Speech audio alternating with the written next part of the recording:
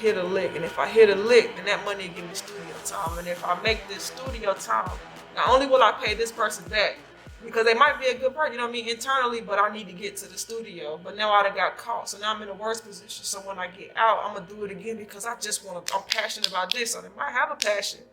Yeah. They don't know the direction, or they either ain't patient or they don't have a direction. Prime example, me, I was down to $55. I went to my homeboy. I said, I want to learn how to do this. I need an egg. Boom, we get that. We bag it up. I make $240. Mentally, I'm like, I can pay for whatever. I get caught, and I'm like, well, now I can't pay for nothing. Right. You know what I mean? So and you lost that money. I lost the money. I lost whatever I had left. And not only that, I did go back to try it again, but then I realized it's not worth it. You know what I mean? It's not worth doing something the right way. So, and even when I stole something in me didn't feel right, but I was like, I need this.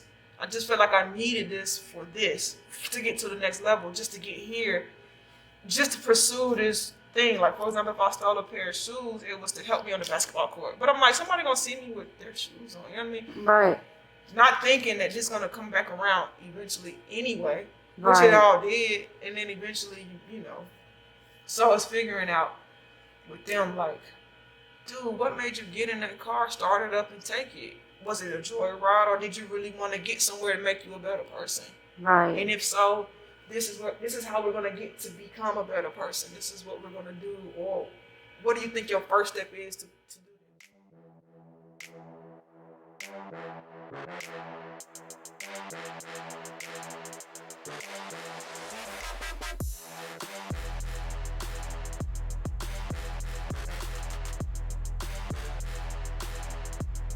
And I pretty much said for the money, it wasn't for anything else. So some of them might be carjacking to get a way to go somewhere.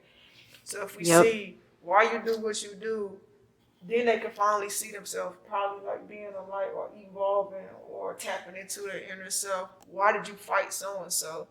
Did they say something that struck a nerve?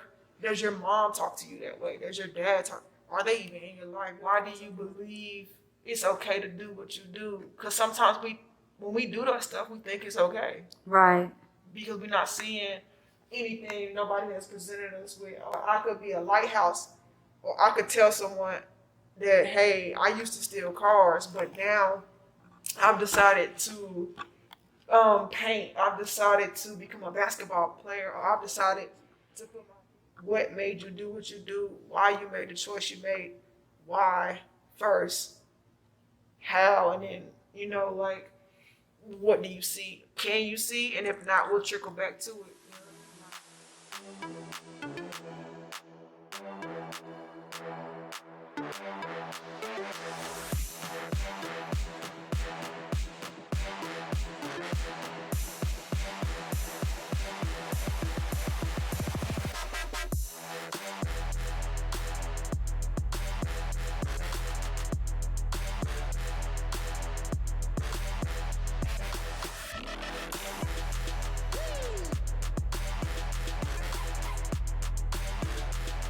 You know? I think one of the most challenging parts, though, because it's what we experienced in Salisbury, they blatantly told us it's our circle. They keep putting us in with the same people. Yeah. Then we can't, that's all we see is the same thing. And how you expect us to see a way out? And then it's like, how do you tell a kid, separate yourself when they have to go to it? That was one of my challenges. That question was posed to me. Well, how do you expect me if I can't do this? And I'm like, that is a good question. So you probably stood a car to get away. I don't know. You probably fought out of anger to get the anger out because you don't know how to write in a journal and publish a book. We're not giving these kind of resources. And it's like, I expect you to tell me how to do something without knowing why you're doing what you're doing. Right. And it's because you keep putting me in the same environment. And I'm like, we're doing the same thing that's being done to us, and it's just like, that's why we got to come up with these tiny branches that we're talking about now, these tiny little ways to get there. Yeah. You get a little nudge. So if you're at home and you're in that environment, and if you have an opportunity to sit in the corner or wherever, because we don't know your home situation, then you write. And in 2 years, if I'm older, so if you're 16 and you're turning 18 and you're old enough to get your own place, in 2 years I'm just focusing on this. I know that if I keep doing this, I'm gonna be, you know what I mean? Yeah. So. Yeah, and like having that focus too and holding on to it so you don't get sidetracked. But you're right, like that's the reason why I can't stand like when adults or authority figures will punish or reprimand a team, but then won't show them how to do better, or how to heal or how to even have a different option. Like you can't just say, oh, you made a mistake or you messed up. I mean, without giving them any other option. Like at that point, it feels like you didn't have a choice, And then resentment kicks in because it's like, well, you didn't. But I'm like, you know what, too? Maybe the adult needs to go back and take a course on understanding the question why, asking why is this so important? Because it's no shame, like, example A, it's no shame in me telling you I sold drugs for the money. I sold it to get this. What we see on TV is people flashing and selling drugs for this. I sold it because I needed this. Just like we talked about, he sold it because he needed to get stuff for his mom. In McDonald's in 2 weeks, she might not make it to see 2 weeks. You know what I mean? For me, I still had living expenses. I get home, I don't have a car. I'm like, well, I could buy a car. I'm not gonna steal a car. You know what I mean?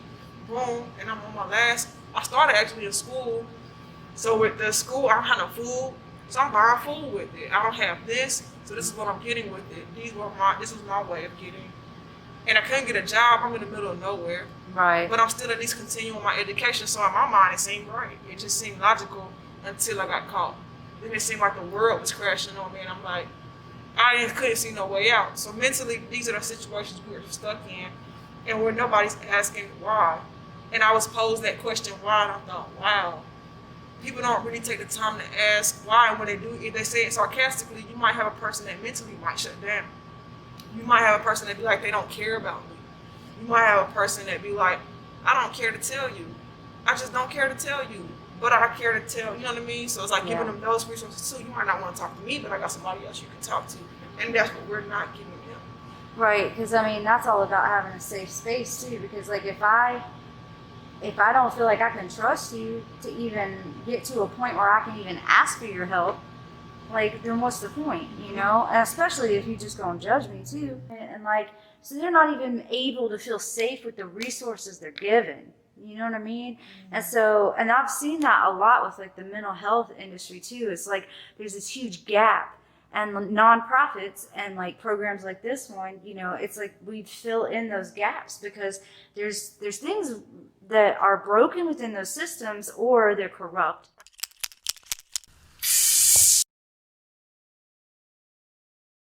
I think also too is so when we ask why, it's making sure we have, for example, using the word evolve. If you don't use words that you can explain to them to help, like, okay, the caterpillar evolves into a butterfly. You can evolve into, once again, let's trickle back to, let's say they want to be a poet. You can evolve from just writing your story, make it into this. You can evolve and put it on beats if you want to make into a rap, if you want to make a record, if you want to make an LP, if you want to make a single. Now you can go around telling your story about who you were, how you made it out of this situation, all off the rip of evolving. We use these words. You want to figure your life, figure out what's going on in you, all off of using these words. Be a light for someone else. You know what I mean? What did we say? About the tiger? Oh, about like power? Right. Finding your inner strength, finding your power. You know what I mean? Learning, that's given to me right there. Like learning to share, learning to give, and learning that it'll help you become a big, like elephants are big. So if I had to interpret that, blowing up and being something big, because most teens I run into, They want to be something big. They look up to these people that they assume are monumental, and that's what they want to do. So we got to use monumental words. We got to use elevating words. We got to use words that's gonna make them take off and believe. You know? Yeah, definitely. So like that, I mean, that in itself is just a way that you can like use art and interpret art to jump off of, you know, like if you wanted to do a poem or a rap or an art piece, is figuring out what is your word that you want to work towards, like your I ams, right? Like of like you want to become, because that I know for me has been huge. Like I try to look at things like the theme for the day, right? Like today I am confident, right? What does confident look like? What do I have to do in order to show up as confidence and embody confidence today? You know, like if I want to be, you know, if we're looking at the tiger and I want to be powerful, well, what does that even mean? You know, like how do I embody that?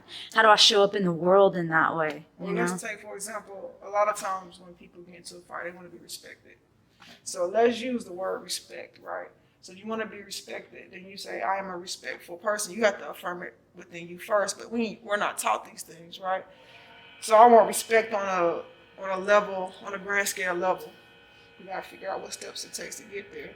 And I want people to believe in what I'm doing. I want people to believe in my clothing line. I want to sell socks. I want people to believe in me. You got to respect, you know, using these words with our art. It could even be simple graffiti, drawing it out and writing around what these words mean to you in an honest way. If respect don't mean nothing, then you put don't mean nothing, then we'll figure out why. Then we'll jump over to what respect is, and then we'll jump over to how to get you to that level. Right. So as far as colors, since I taught myself, to me blue is one of those colors that's calm, warm, inviting. If I had to say red is like I'm angry, I'm upset, I'm mad.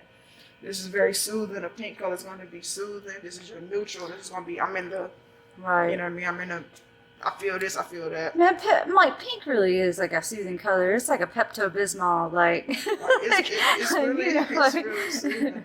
I will put like, pinks and purples in the same. They're soothing. You want to talk about some like color theory? Look at this tree right here. Yeah, those bright colors I had. Which to me like represents like creativity, right? And things of that nature. And if we go over, here's an abstract artist. So art doesn't always have to look like, you know, specific images either. It can be abstract like this. And, you know, they do that through textures.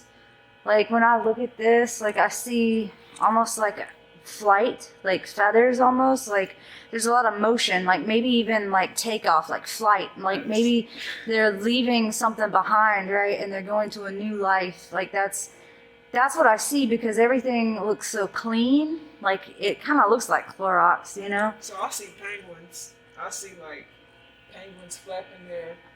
And that's the beautiful thing about abstract. It's all what you see. I see like a penguin. Yep. And then if you go in here, like here's like, that's calming to me too, is these, and what's really cool too is like there's motion in this because of the brush strokes. And then in that, it's like, it feels more still because everything's blocky, you know? Which could be like a desert.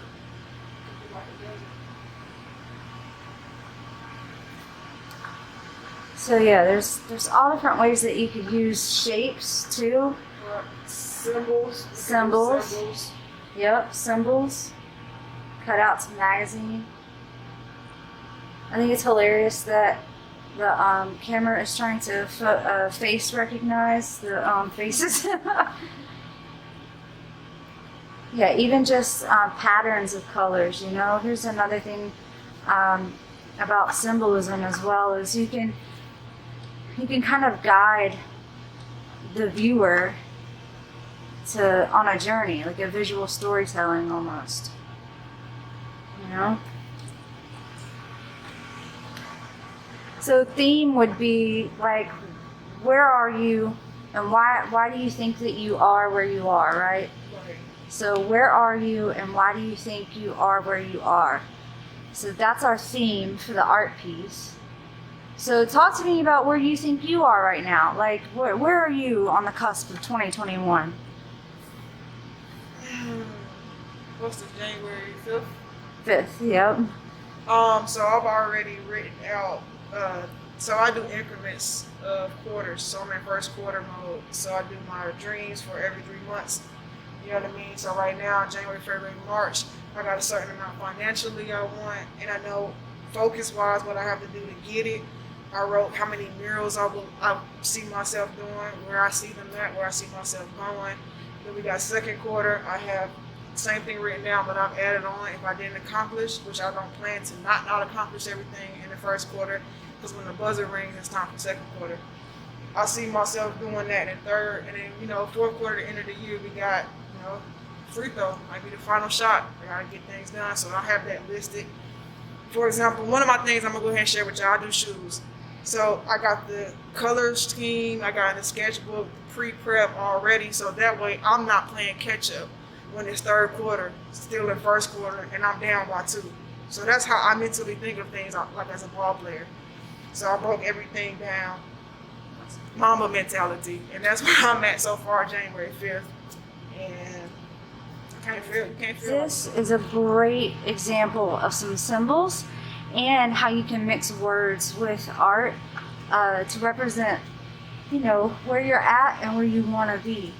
So this is Heather Bernal. This is her art. And as you can see, she's got some poems mixed in with some cutouts.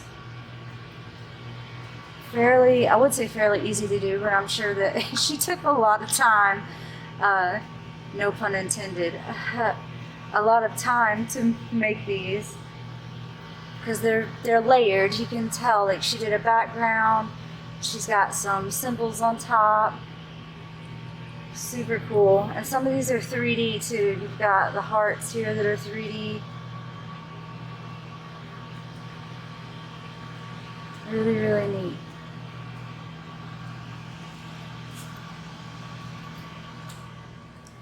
A lot of artists use animals too to symbolize certain things.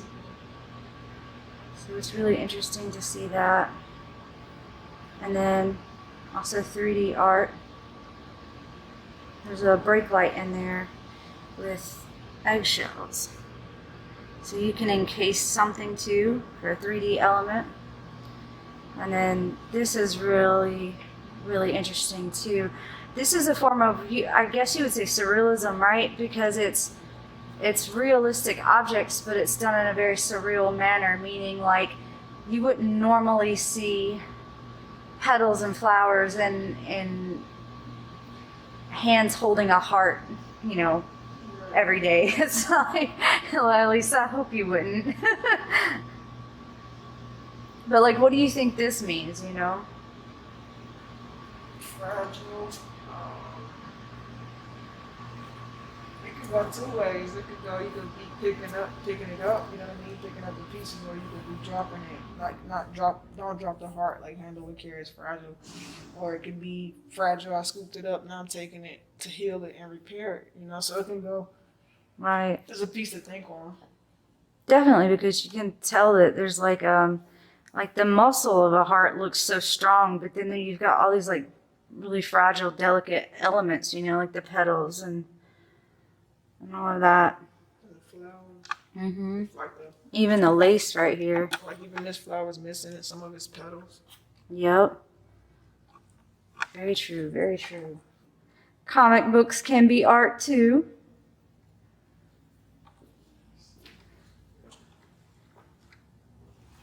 Yeah. Expression. Yeah.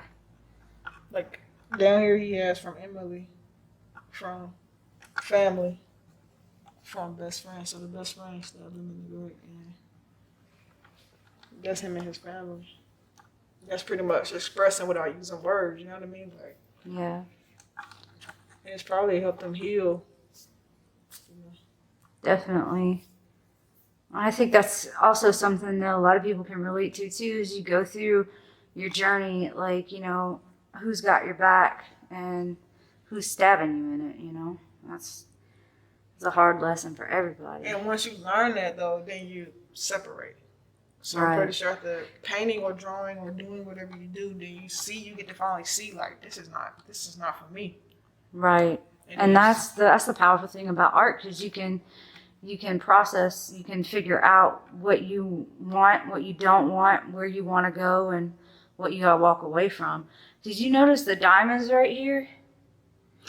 No, now I do. Because that has a meaning too. It's like maybe he didn't get stabbed in the back until he made it. You know, until he had money, until he, you know, like, because I mean, why else would he have that there? You know. So that's interesting.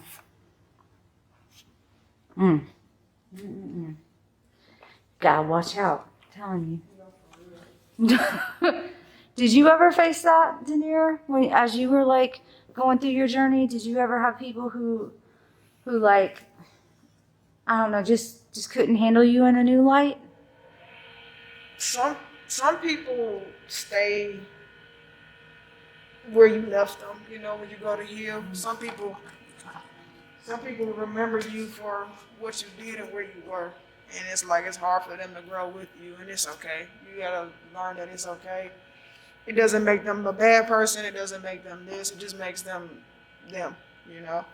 I think my biggest thing with people was learning is seeing that I'm in the same skin, and even though I might have forgiven myself and forgiven people, to them I'm still in the same skin. So that's still the DeNeer they knew at the time. This is why, you know what I mean, it's pivotal to keep on going. This is 7 billion of us here. You're gonna meet someone new, and they're gonna see you as, you know, your new self. And some people see the change in me, and they're like, "Oh wow." And some people are like, "I remember when, I remember, and we just keep remembering." I'm like, time doesn't stop to remember. Time keeps going forward, so I gotta keep growing, and it's okay. You know what I mean? Like, yeah, I've had to deal with that a lot too. Like, people like from my past that like we were all in crisis mode, you know.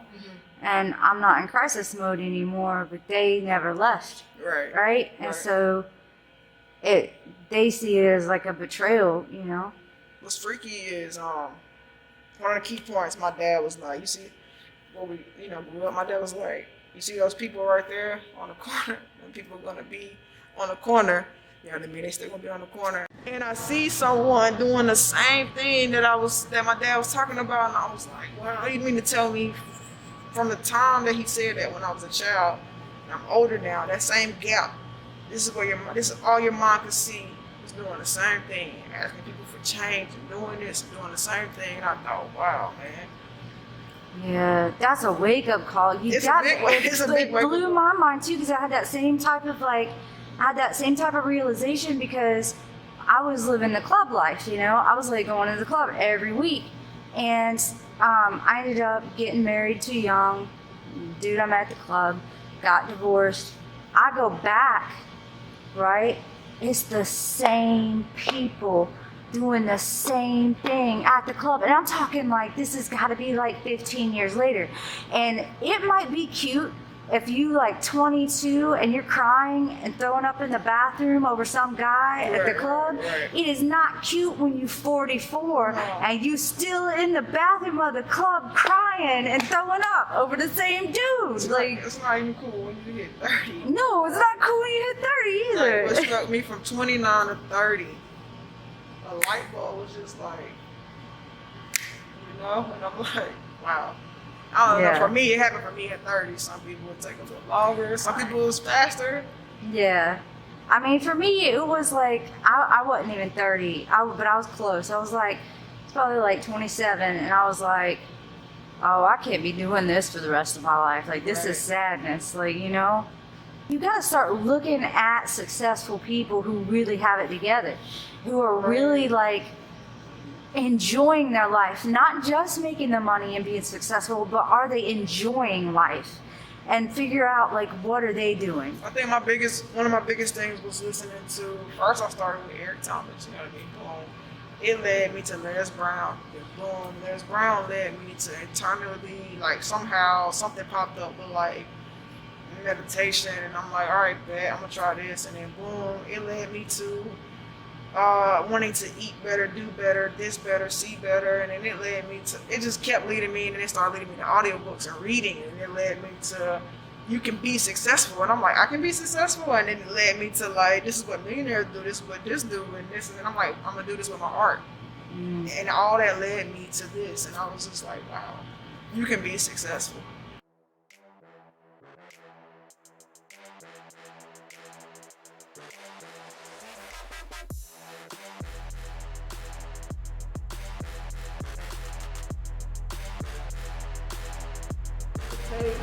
And then I would go and apply what I learned, and then I would create the work ethic, you know what I mean? Right. So, which wasn't hard because I already played ball. So ball was my saving grace. So I found an outlet in that, and then I told my ACL, you know what I mean? Boom, boom, boom.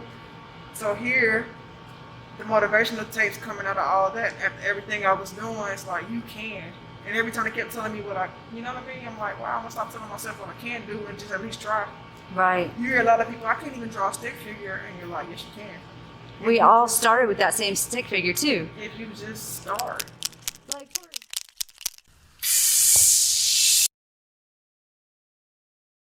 But it's figure out your why, figure out your how, figure out your where, figure out your who, what, when, where, why, and your how.